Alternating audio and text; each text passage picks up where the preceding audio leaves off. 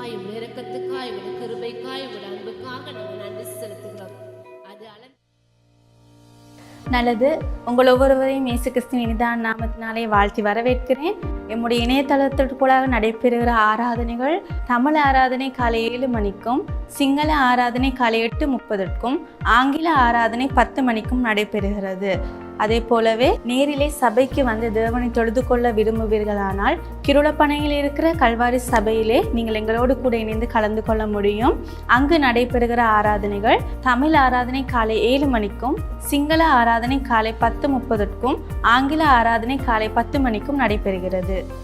அதே போல் இணையதளத்தினூடாக உங்களால் எங்களோடு கலந்து கொள்ள முடியாவிட்டால் வாட்ஸ்அப் ஊடாக ஆடியோக்களை கேட்டு நீங்கள் தேவனை துதிக்க முடியும். ஆகவே திரையிலே காணப்படுகிற இந்த எண்ணிற்கு உங்களது பெயரையும் உங்களது தொலைபேசி இலக்கத்தையும் நீங்கள் அனுப்புவீர்களானால் எங்களால் முடியும். ஆராதனை ஆடியோக்களை உங்களுக்கு அனுப்பி வைக்க நீங்கள் அதில் கேட்டு தேவனை ஆராதிக்க முடியும். அதே போலவே உங்களுக்கு ஜெப தேவைகள் எதுவும் தேவையாயின், ஆலோசனைகள் தேவையாயின் இந்த வாட்ஸ்அப் இலக்கத்திற்கு உங்களால் அழைக்க முடியும். எம்முடைய ஊழியர்கள் உங்களுக்காக ஜெபிக்கவும் ஆலோசனைகள் அளிக்கவும் ஆயத்தமாக இருக்கிறார்கள். அதே போலவே இப்பொழுது தேவனுடைய வார்த்தையை கேட்பதற்காக நாங்கள் ஆயத்தமாக இருப்போம். திருப்பிக் கொள்ளுங்கள். எங்களோட வேதாகமத்திலே வெளிப்படுத்தின சுவிசேஷம் 2ஆம் அதிகாரம் 12ஆம் வசனத்தில் இருந்து 17ஆம் வசனம் இன்றைய நாளிலே எங்களுடைய கவனம். வெளிப்படுத்தின சுவிசேஷம் 2ஆம் அதிகாரம் 12ஆம் வசனத்திலிருந்து 17ஆம் வசனம் வரை. ஒரு விஷயம் நாங்கள் எழுந்து உங்களோட பைபிள் எல்லாம் கையில் எடுத்து நாங்கள் எல்லாரும் சேர்ந்து இந்த வசனத்தை வாசிப்போமா? எழுந்து உங்களோட கையில் பைபிளை எடுத்து நாங்கள் எல்லாரும் சேர்ந்து இந்த வசனங்களை வாசிப்போம். வெளிப்படுத்தின 2:12 17 வரை. பெருகமு சபையின் தூதனுக்கு நீ எழுத வேண்டியது என்னவெனில், இருபுறமும் கருக்குள்ள பட்டயத்தை உடையவர் சொல்லுகிறதாவது, உன் கிரியைகளையும் சாத்தானுடைய சிங்காசனமாக இருக்கிற இடத்தில் நீ குடியிருக்கிறதையும், நீ என் நாமத்தை பற்றி கொண்டிருக்கிறதையும், சாத்தான் குடியிருக்கிற இடத்திலே உங்களுக்குள் எனக்கு உண்மையுள்ள சாட்சியாக அந்திப்பா என்பவன் கொல்லப்பட்ட நாட்களிலும் என்னை பற்றும் விசுவாசத்தை நீ மறந்து அறியாமலும் இருப்பதை அறிந்திருக்கிறேன். ஆகிலும் சில காரியங்களை குறித்து உன் பேரில் எனக்கு குறையுண்டு. விக்கிரங்களுக்கு படைத்தவைகளை புசிப்பதற்கும் வேசித்தனம் பண்ணுவதற்கும் ஏதுவான இடரலை இஸ்ரவேல் புத்திரர் முன்பாக போடும்படி பாலாக் என்பவனுக்கு போதனை செய்த பிழையாமுடைய போதகத்தை கை கொள்கிறவர்கள் உன்னிடத்தில் உண்டு. அப்படியே நிக்கோலாய் மதஸ்தருடைய போதகத்தை கை கொள்கிறவர்களும் உன்னிடத்தில் உண்டு. அதை நான் வெறுக்கிறேன். நீ மனம் திரும்பு, இல்லாவிட்டால் நான் சீக்கிரமாய் உன்னிடத்தில் வந்து என் வாயின் பட்டயத்தை அவர்களோடு யுத்தம் பண்ணுவேன். பட்டயத்தால் அவர்களோடு யுத்தம் பண்ணுவேன். ஆவியானவர் சபைகளுக்கு சொல்லுகிறதை காதுள்ளவன் கேட்க கடவன். ஜெயம் கொள்ளுகிறவனுக்கு நான் மறைவான மன்னாவை புசிக்க கொடுத்து அவனுக்கு வெண்மையான குறிக்களையும் அந்த கல்லின் மேல் எழுதப்பட்டதும் அதை பெறுகிறதுமே அன்றி வேறொருவனும் அறியக்கூடாததுமாகிய புதிய நாமத்தை கொடுப்பேன் என்று எழுது என்றார். ஆமென். நாங்கள் அமர்ந்து கொள்வோம். புது வருஷம் பிறந்து கொண்டாட்டங்கள் முடிந்து எதிர்பார்ப்புகளோடு அந்த டாப்பிக்கு நான் வரவே இல்லை. அது ஒரு புறம் உங்களோடு இருக்கட்டும். எனக்கு ஆண்டவர் என் உள்ளத்தில் கொடுத்த வாஞ்சை, என் உள்ளத்தில் கொடுத்த தரிசனத்தின்படி இந்த காலகட்டங்களில் கடந்த வருஷங்கள் முழுவதிலும் நான் போகிற எல்லா இடங்களிலும் வெளிப்படுத்தின சுவிசேஷத்தை தான் ஆண்டவர் எனக்கு பேசும்படி ஏவி இருக்கிறார். எனக்கு தெரியும் சிலருக்கு அது போரிங், ஏன்னா அது ஒரு டீச்சிங் மாதிரி போகிறனால, பிரசங்கம் மாதிரி இருக்காதனால என்னுடைய பிரசங்கங்கள் கொஞ்சம் போரிங்காக இருக்கும், அதுவும் எனக்கு தெரியும். ஆனாலும் உங்களுக்கு போரிங்கோ இல்லையோ அது எனக்கு அதால் இல்லை. எனக்கு ஆண்டவர் கொடுத்த வேலையை நான் செய்ய வேண்டும், வார்த்தையை நான் ஜனங்களுக்கு கற்றுக் கொடுக்க வேண்டும். காரணம் என்னவென்றால், நாங்கள் கொண்டாட்டங்களிலும் களியாட்டங்களிலும் நோவாவின் காலத்தில் வாழ்ந்தது போல வாழ்ந்து நாங்கள் ஆண்டவர் எங்களுக்கு கொடுக்கின்ற செய்திகளை நாங்கள் அறிந்து கொள்ளாதபடி ஒரு மந்த நிலையிலே இன்றைக்கி திருச்சபையாக வாழ்ந்து கொண்டிருக்கிறோம். அதனால் அப்படிப்பட்ட செய்திகளும் தேவை. கர்த்தருடைய வார்த்தையை கண்டித்து உணர்த்தக்கூடிய மனம் திரும்புதலுக்கு ஏதுவான அந்திய கால அல்லது கடைசி கால ஆண்டவருடைய வருகைக்கு திருச்சபையை ஆயத்தப்படுத்தும் ஊழியங்களும் பிரசங்கங்களும் தேவை. இந்த செய்தி அந்திய கால அல்லது கடைசி கால ஊழியங்களுக்கு, வருகைக்கு, அழிவுகளுக்கு, அனர்த்தங்களுக்கு எங்களை ஆண்டவர் ஆயத்தப்படுத்தும் ஒரு சபையாக, காரியமாக இருக்கு. பெருகமு சபை பெருகமு சபை என்று சொல்லும் பொழுது அது சாத்தானுடைய சிங்காசனமாக இருந்ததை நாங்கள் பார்க்கிறோம். ஏன் சாத்தானுடைய சிங்காசனம் என்று பெருகமு சபை சொல்லப்பட்டது என்று சொன்னால், எல்லா விதமான விக்கிரக ஆராதனைகள், ஒக்கல்டிக் பிராக்டிசஸ், டிமானிக் பிராக்டிசஸ் மற்றும் எல்லா விதமான அசுத்த காரியங்களும் நடைபெற்ற ஒரு இடம் பெருகமு. ஆகவே எல்லா விதமான நாசமோச அசுத்த காரியங்கள் பெருகமுவிலே நடைபெற்றதனாலே சாத்தானுடைய சிங்காசனமாக பெருகமு சபை சித்தரிக்கப்படுகிறது. 12 வசனத்தில் நாங்கள் பார்த்தோம், பெருகமு சபையின் தூதனுக்கு நீ எழுத வேண்டியது என்னவெனில், இருபுறம் கருக்குள்ள பட்டயம். அது என்ன இருபுறம்? உங்களுக்கு தெரியும், பழைய ஆக்களுக்கு தெரியும். அது என்ன இருபுறம் கருக்குள்ள பட்டயம்? எதுக்கு பைபிளில் இருபுறம் கருக்குள்ள பட்டயம்னு சொல்லப்படுவது? உங்கள் கையில் இருக்கிற வேதாகமம்.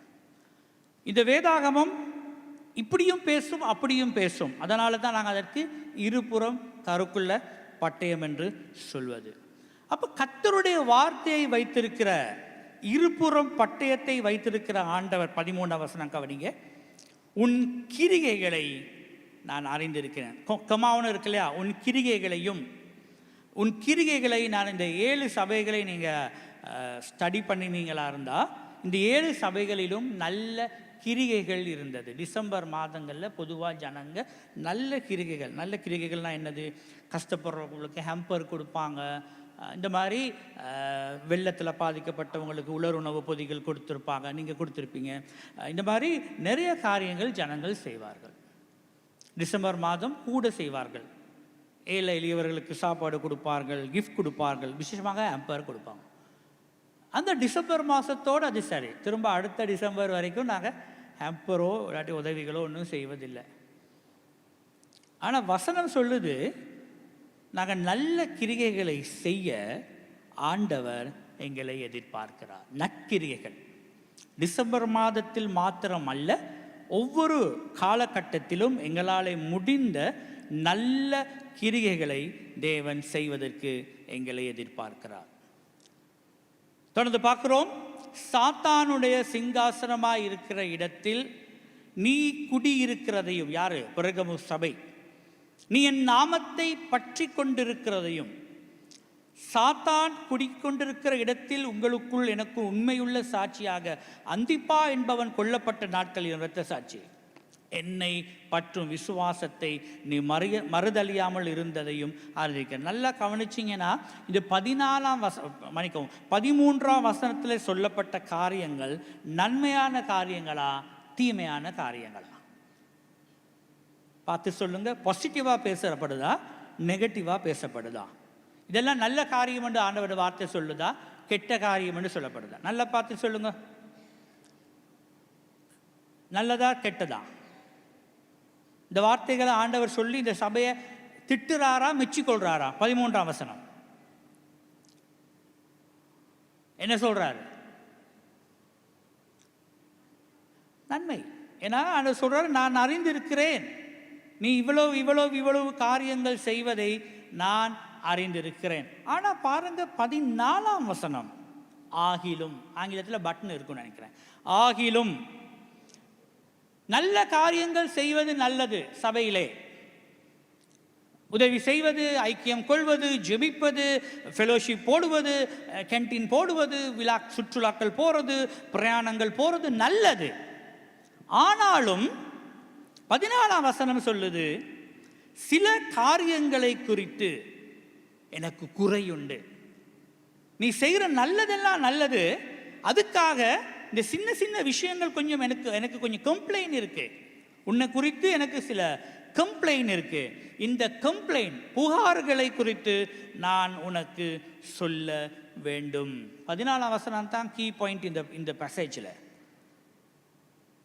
விக்கிரங்களுக்கு படைத்தவைகளை புசிப்பதற்கும் வேசித்தனம் பண்ணுவதற்கும் ஏதுவான இடரலை இஸ்ரவேல் புத்திரர் முன்பாக போடும்படி பாலாக் என்பவனுக்கு போதனை செய்த பிலேயாமுடைய போதகத்தை கைக்கொள்ளுறவர்களும் உன்னிடத்தில் உண்டு. நான் இந்த பிலேயாமுடைய டீச்சிங்க்கு நான் கொஞ்சம் வாரேன் லேட்டா. இதுதான் இன்றைக்கி முக்கியமான நோட் இந்த மெசேஜில். அது என்னது? பிலேயாமுடைய டாக்ட்ரின், பாலாம் டாக்ட்ரின்னு சொல்லுவாங்க. தெரியுமா உங்களுக்கு பிலேயாமுடைய படிப்பினை என்னன்னு சொல்லி? கேள்விப்பட்டிருக்கீங்களா யாராவது? பிலேயாமுடைய படிப்பினை, பிலேயாமுடைய இறையல். பிலேயாமுடைய இறையல் என்னென்று சொன்னால், தேவனுடைய வார்த்தையை எடுத்து தங்களுக்கு சாதகமாக மாற்றிக்கொள்வது பிலேயாமுடைய படிப்பினை. பைபிளை எடுத்து அதில் தங்களுக்கு ஏதாவது சாதகமாக சொல்ல வேண்டிய காரியத்தையும் அதோடு சேர்த்து அதை சரியாக என்ன செய்கிறார்கள்? புகுர்த்து கொள்ளுகிறார்கள்.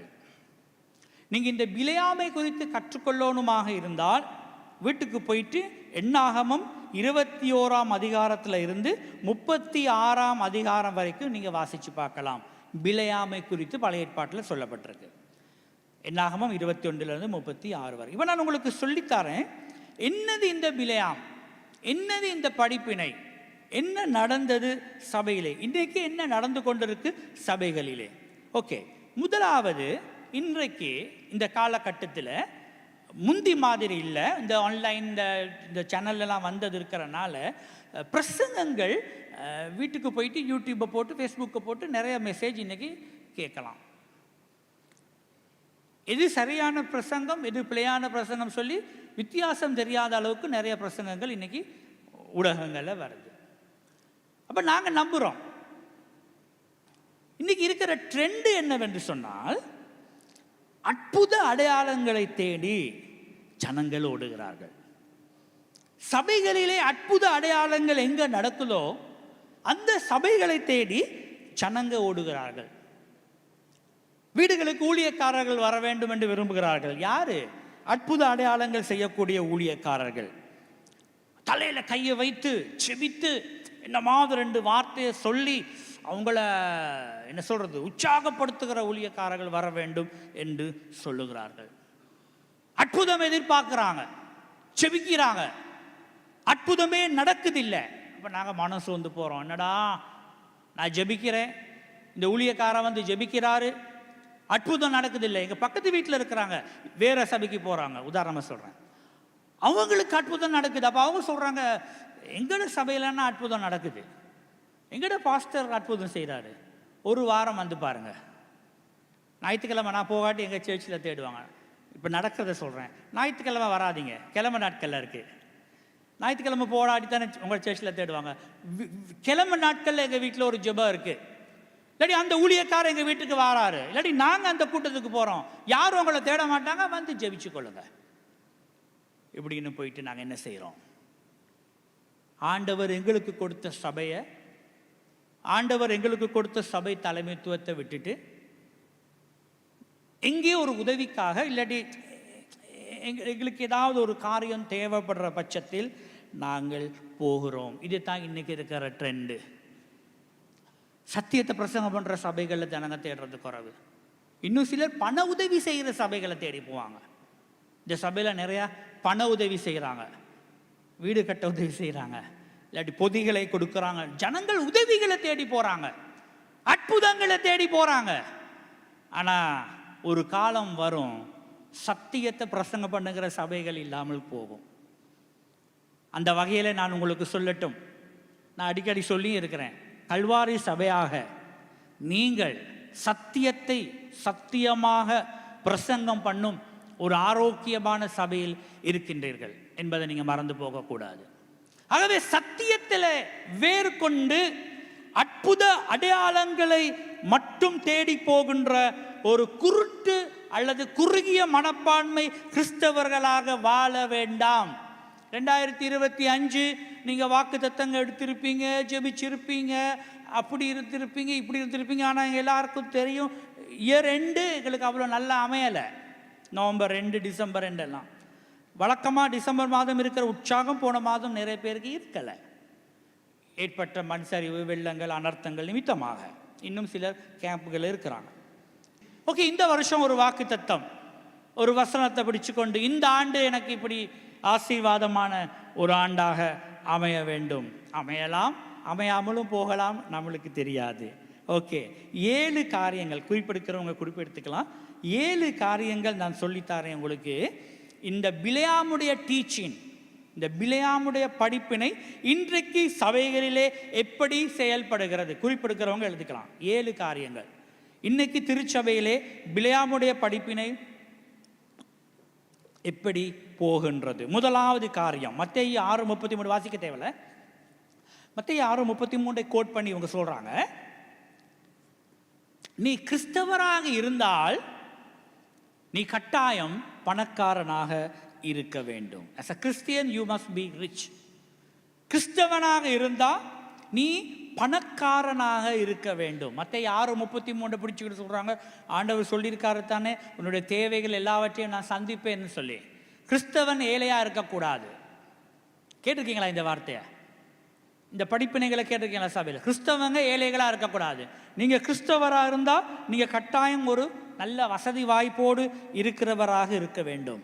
வசனம் என்ன சொல்லுது? இயேசு சுவாமி என்ன சொன்னார்? இயேசு சுவாமி என்ன சொன்னார் தன்னுடைய சீஷர்களை? ஒருவன் என்னை பின்பற்ற விரும்பினா என்ன சொன்னார்? தன்னைத்தானே வெறுத்து தன் சிலுவையை சுமந்து கொண்டு வான்னு சொன்னார். இன்னொரு இடத்துல நரிகளுக்கு குகைகளும் ஆகாயத்து பறவைகளுக்கு கூடுகளும் உண்டு, எனக்கு என்ன இல்லைன்னு சொன்னார்? தலை சாய்க்க இடமில்லை.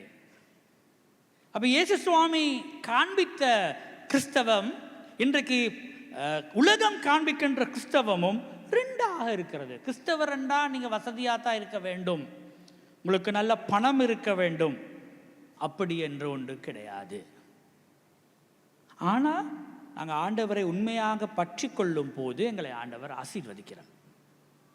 நீங்கள் கஷ்டத்தில் ஆரம்பிச்சிருப்பீங்க, ஆனால் நீங்கள் ஆண்டவருக்கு உண்மையாக தசம பாகம் எல்லாம் போட்டு காணிக்கை எல்லாம் போட்டு கர்த்தருக்கு உண்மையாக நீங்கள் ஆண்டவரை சேவிக்கும் பொழுது உங்களை ஆண்டவர் ஆசீர்வதிச்சிருப்பார். உங்களுக்கு இன்க்ரிமெண்ட் கிடைச்சிருக்கும். உங்களுக்கு ஆண்டவர் யார் கண்களை அது தயவு கிடைக்க பண்ணி உங்களை நல்லா நீங்கள் நல்லா இருப்பீங்க. பட் கிறிஸ்தவராக இருந்தால் செல்வந்தராகத்தான் இருக்க வேண்டும், பண வசதிகளோடு தான் இருக்க வேண்டும், செல்வ செழிப்பாகத்தான் இருக்க வேண்டும் என்ற ஒரு படிப்பினை இன்று போகிறது. அந்த படிப்பினை தவறானது.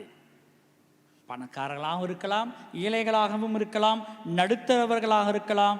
ஆனால் நாங்கள் தேவனுடைய பிள்ளைகளாக ஆண்டவர் அன்றன்று எங்கள் அப்பத்தையும் எங்கள் தண்ணியையும் ஆசீர்வதிக்கின்றவராக இருக்கின்றார். இரண்டாவது காரியம், இரண்டாவது படிப்பினை, இவர்கள் இந்த படிப்பினை, இந்த பிலேயாமுடைய படிப்பினை சீஷத்துவத்தை பிரசங்கம் பண்ணுவதற்கு பதிலாக இவர்கள் பிரசங்கம் பண்ணுவது செழிப்பின் உபதேசம், ப்ராஸ்பெரிட்டி, செழிப்பின் உபதேசம். அது சொன்ன பாயிண்டோடு இதுவும் வருது. நீ கிறிஸ்தவராக இருந்தா நீ செல்வந்தனாகத்தான் இருக்க வேண்டும், நீ ஏழையாக இருந்தா உன்னை ஆண்டவர் சபித்து விட்டார். எத்தனை வருஷமா சர்ச் போறீங்க? ஓகே. எத்தனை வருஷமா ஆண்டவருக்குள்ள இருக்கிறீங்க? ஓகே. நீ இன்னும் முன்னேறம் அடையலையா? நீ இன்னும் கஷ்டத்தில், அப்ப நீ சபிக்கப்பட்டவன். அப்படி ஒன்று கிடையாது. அப்படி ஒன்று கிடையாது. இயேசு சுவாமி எங்களுக்கு படிப்பித்தது சீஷத்துவம், ப்ராஸ்பெரிட்டி இல்லை, அதாவது செழிப்பின் உபதேசம் அல்ல. இதற்கு இவர்கள் பாவிக்கிற வேத வசனம்தான் இயேசு கிறிஸ்து என்னது, தண்ணீரை திராட்சரசமாக மாற்றினார். அதை வச்சுக்கொண்டு இயேசு சுவாமி தண்ணீரை திராட்சரசமாக மாற்றியதுனால செழிப்பின் அதனால இன்னைக்கு டிசைபிள்ஷிப், சீஷத்துவத்துக்கு ஆளுங்க குறைவு. இந்த சுவிசேஷன் சொல்றதுக்கு சர்வீஸ் முடிஞ்சு போறதுக்கு ஆட்கள் குறைவு. ஏன்னா அதுக்கு இன்னைக்கு நாங்கள் முக்கியத்துவம் கொடுக்கல. என்னதுக்கு நாங்கள் முக்கியத்துவம் கொடுக்கல? சீஷத்துவம். சீஷத்துவம்னா என்னது? ஆண்டவர் எங்களுக்கு கொடுத்திருக்கிற ஊழியத்துக்கு உண்மையாக இருப்பது மட்டுமல்ல, எனக்கு பிறகு அடுத்த லீடர்ஷிப்பை நான் உருவாக்க வேண்டும். அது தான் சீஷத்துவம். இந்த நாளும் நானே இருக்க முடியாது. எனக்கு பிறகு இன்னொருத்தர் ஊழியத்துக்கு வர வேண்டும். எனக்கு பிறகு இன்னொரு டீமை நான் உருவாக்க வேண்டும், அவர்களுக்கு கற்றுக் கொடுக்க வேண்டும், பொறுப்புகளை கொடுக்க வேண்டும், சபையிலே அடுத்த தலைமுறையினர் முன்னுக்கு வர வேண்டும். அப்போ அந்த நோக்கத்தில் ஊழியம் செய்கிற ஒவ்வொருவரும் அந்த நோக்கத்தில் நாங்கள் மத்தாக்களை உருவாக்குற நோக்கத்தில் சீஷத்துவத்திலே நாங்கள் போக வேண்டுமே ஒழிய செழிப்பின் உபதேசத்திலே நாங்கள் போகக்கூடாது. மூன்றாவது காரியமாக இவர்கள் என்ன செய்கிறார்கள் என்றால், பல தெய்வ வழிபாடுகளை கிறிஸ்தவத்தோடு மிக்ஸ் பண்ணினார்கள். நான் அதை விளக்கப்படுத்துகிறேன் உங்களுக்கு. Mixing Christianity with other religions. அதாவது கிறிஸ்தவ சமயத்தை ஏனைய சமயங்களோடு மிக்ஸ் பண்ணி எல்லா தெய்வங்களும் உண்டு அப்படிங்கிற கன்செப்ட். அப்படி ஏதாவது இருக்கா? எல்லா தெய்வங்களும் உண்டு. கடைசியாக கொண்டு போய் செய்கிற இடம் என்னமோ ஒன்று தான். ஆரம்பம் என்னமோ இந்த நதிகளை சொல்லுவாங்க, ஆரம்பமெல்லாம் எங்கேயோ, ஆனால் கடைசியில் கொண்டு போயிட்டு முடிக்கிற இடம் உண்டு. என்ன நடந்தாலும் கர்த்தருக்காக வைராக்கியமாக வாழுகிற ஒரு வைராக்கியம் உள்ள கிறிஸ்தவராக நாங்கள் வாழணுமே தவிர எங்க சொந்த லாபத்துக்காக ஆண்டுடைய வார்த்தையை புரட்டுகிறவர்களாக வாழக்கூடாது. நாலாவது காரியத்துக்கு ஆங்கிலத்தில் சொல்லுவாங்க இம்மொராலிட்டி அண்ட் கிரே, அதாவது ஒழுக்க சீர்கேடுகள். நினைக்கிறேன் இன்னைக்கு பார்த்தோம், வெசித்தனங்கள், விக்கிர ஆராதனைகள், சீர்கேடுகள். இந்த சீர்கேடுகளை எல்லாம் என்ன செய்கிறார்கள் என்றால், கிருபை என்கிற வார்த்தை, நாங்கள் போன முறை பைபிள் ஸ்கூலில் நாங்கள் நிறைய அதை பற்றி படித்தோம். கிருபை என்கிற வார்த்தையை கொண்டு வந்து அதுக்குள்ளே திணிச்சு, நீ என்ன வேணுமானாலும் வாழு, நீ எப்படி வேணுமானாலும் வாழு, கிருபை உனக்கு இருக்கு. இதுதான் இன்னைக்கு கிறிஸ்தவருடைய விளக்கு. எப்படி நீ வாழு, நீ மனம் போன போக்கிலே நீ வாழு, கொஞ்சம் பாவம் செய், கொஞ்சம் கொடி, கொஞ்சம் போதை வஸ்து அனுபவி, கொஞ்சம் புகைப்பிடி, ஆனால் நீ கிருபை இருக்கு. ஞாயிற்றுக்கிழமை போயிட்டு ஆல்டரில் போயிட்டு பாவ அறிக்கை செஞ்சீங்கன்னா நீ போதும். கம்யூனியன் எடுக்க முன்னுக்கு பாவ அறிக்கை பண்ணி ஆண்டவருடைய சமூகத்தில் நீ மனம் திரும்பினா போதும். மனம் திரும்புறது நல்ல காரியம்தான். ஆனால் நாங்கள் செஞ்சுட்டு திரும்ப நாங்கள் மனம் திரும்பும் பொழுது அந்த மனம் திரும்புதலுக்கு அர்த்தமே கிடையாது. இம்மொராலிட்டி. நாங்கள் கிருபைங்கிற வார்த்தையை எங்களுக்கு சாதகமாக பயன்படுத்தி கொண்டு என்ன செஞ்சாலும் கிருபைன்னு சொல்லி அந்த கிருபையே நாங்கள் அசட்டை பண்ணிவிட்டோம். ஐந்தாவது காரியம், இது இன்னும் முக்கியமான ஒரு காரியம். இதுக்கு எப்படி சொல்கிறது சொன்னால், எனக்கு தேவையான காரியத்தை பெற்றுக்கொள்வதற்காக ஆண்டவரை நான் பயன்படுத்துவது. அது எப்படின்னா, சில ஊழியக்காரங்க இருக்கலாம், வீட்டுகளுக்கு விசிட் போனால் சொல்லுவார், எனக்கு ஆண்டவர் பேசுகிறாரு உங்கள் வீட்டுக்கு வந்தனால, இந்த வீட்டில் இருக்கிற அல்மாரி இல்லாட்டி டிவி ஸ்டாண்ட், கேபினட் ஏதோ ஆண்டவர் சொல்கிறார், இதை சர்ச்சுக்கு கொடுக்கும்படி சொல்கிறார், இல்லை பாஸ்டருக்கே கொடுக்கும்படி சொல்கிறார். இப்படி ஆண்டவர் பேசுவாரா? உங்கள் வீட்டுக்கு ஒரு ஊழியக்காரன் வாராரு, வந்து உங்கள் வீட்டில் இருக்கிற இந்த பொருளை சபைக்கு கொடுக்கும்படி ஆண்டவர் எனக்கு சொல்கிறார். அப்படி சொல்லும் பொழுது நாங்கள் என்ன நினைப்போம்? அந்த ஊழியக்காரன் திரும்ப எங்கள் வீட்டுக்கு வர்றது சொன்னால் நாங்கள் என்ன நினைப்போம்? வராமல் இருக்கிறதே நல்லது. ஒரு ஊழியக்காரன் வீட்டுக்கு வந்தால் நாங்கள் என்ன எதிர்பார்ப்போம்? என்ன எதிர்பார்ப்பீங்க ஒரு ஊழியக்காரன் உங்கள் வீட்டுக்கு வந்தால்? ஒரு ஜெபம் வேற, ஒரு ஆறுதல், ஒரு சமாதானம். ஒரு பாஸ்டர் வீட்டுக்கு வந்துட்டு போனார்னா, சில ஊழியக்காரங்க வீட்டுக்கு வந்துட்டு போனால் வியாக்குலம், இருக்கிற சமாதானமும் இல்லை, மனசு அப்படியே. ஏன்னா அவங்க வார்த்தையை போடுறதுனால எங்களுக்கு ஒன்றும் சொல்லிக்கொள்ள இயலாது. அதுக்கு தான் நீங்கள் சொல்லணும். அப்படி யாராவது சொன்னால், எனக்கு ஆண்டவர் சொல்கிறாரு இதை நீ சர்ச்சுக்கோ இல்லாட்டி யாருக்கோ கொடுன்னு சொல்லக்கொள்ள, நீங்கள் சொல்லலாம், நானும் கும்பிட்றது அதே ஆண்டவர் தான், அந்த ஆண்டவர் எனக்கு இன்னும் சொல்லலை, எனக்கு சொன்னால் நான் தாரேன். இந்த ரெண்டு ஆண்டவரை நாங்கள் கும்பிட எல்லாம் தரேன். உங்களுக்கு பேசுகிற அதே ஆண்டவர் தானே எனக்கும் பேசணும். ஏன்னா நாங்கள் 2 பேரும் ஒரு ஆண்டவர் தானே ஆராதிக்கிறோம். அப்போ அவர் எனக்கு பேசலை, அதை எப்படி உங்களுக்கு மட்டும் பேசினார்? சமாதானத்தின் தேவன்னா ஒரு ஊழியக்காரர் உங்களுக்கு பேசக்கொள்ள உங்களுக்குள்ளே என்ன இருக்கணும்? சமாதானம் இருக்கணும்.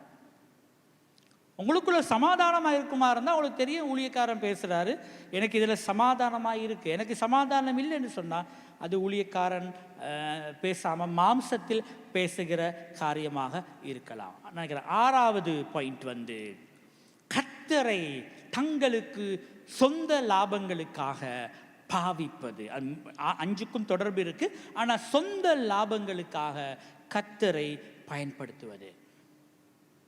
சொந்த லாபங்கள், தங்களுக்கு ஏதாவது ஒரு ப்ராஃபிட் எடுத்துக்கொள்வதற்காக கர்த்தரை பயன்படுத்துவது.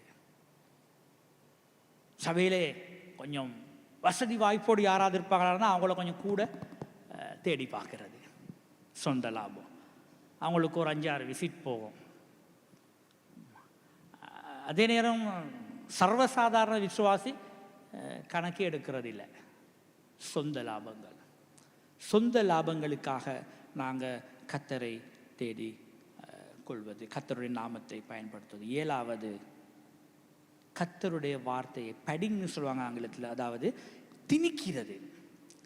வார்த்தையில் ஒரு எந்த பாயிண்ட் ஒன்று எடுத்துகிட்டு இன்னைக்கு உங்களுக்கு யாருக்காவது நான் ஏதாவது சொல்லணும்னு சொல்லி எனக்கு தோணுச்சுன்னா நான் என்ன பண்ணுவேன்னா, நான் என் பாயிண்ட்டை எடுத்துகிட்டு பைபிள் ஒரு வசனத்தை எடுத்துகிட்டு அதோட இதை போட்டு சொல்லிட்டு போயிடுவேன். அப்போ நான் பிரசங்கம் பண்ண இல்லை, நான் உங்களுக்கு ஏதோ சொல்ல வந்தேன், அந்த பிரசங்கத்தோடு இதையும் நான் சொல்லிட்டு என்ன செஞ்சேன், போயிட்டேன். கர்த்தருடைய வார்த்தையை திணிக்கக்கூடாது. பரிசுத்த ஆவியானவர் பேசுவதற்கு நாங்கள் இடம் கொடுக்க வேண்டும். காரணம் என்ன தெரியுமா? ஆண்டவர் உங்களுக்கு தெரியும் 10 கட்டளைகளிலே தன்னுடைய நாமத்தை வீணிலே வழங்குவதற்கு ஆண்டவர் வைராக்கியம் உள்ளவராயிருக்க. எல்லாம் ஆண்டவர் ஆண்டவர் ஆண்டவர். Price the lord, praise the Lord. சிலவங்க எதுக்கு எடுத்தாலும் price the lord, praise the Lord. நல்ல காரியம், பிரைஸ் தி லார்ட், நல்ல காரியம். என்னத்துக்கு பிரைஸ் தி லார்ட்? என்னத்துக்கு பிரைஸ் தி லார்ட்? எல்லாரும் சுயநலமாக தங்களுக்கு சில நன்மைகளை எடுத்துக்கொள்ள ஆண்டுடைய நாமத்தை வீணிலே யாராவது உங்களுக்கு பிரைஸ் தி லார்ட் சொன்னா தமிழ் அர்த்தம் ஸ்தோத்தரின்னு அர்த்தம். பிரைஸ் தி லார்ட்னா கர்த்தரை ஸ்தோத்தரி. அப்ப நீங்க திரும்பி கேட்கலாம், என்னத்துக்கு? என்னத்துக்கு? ரீசன் ஒன்று இருக்கணும் இல்லை பிரைஸ் தி லார்ட் சொல்ல. சும்மா சும்மா ஆண்டவரை கிரீட் பண்றது வேற. கிறிஸ்தவர்கள் சிபிஎம் பேக்ரவுண்டில் கிரீட் பண்ண praise the lord, praise the லார்ட்மா. ஆனால் ஒருவர் பிரைஸ் தி லார்ட்னு சொல்லக்கொள்ள அதுக்கு ரீசன் ஒன்று இருக்கணும். இன்னைக்கு எனக்கு ஆண்டவர் நன்மை செய்தார், பிரைஸ் தி லார்ட். வரக்குள்ள எனக்கு ஒரு விபத்து நடக்க போச்சு, ஆண்டவர் என்னை பாதுகாத்தார், பிரைஸ் தி லார்ட்.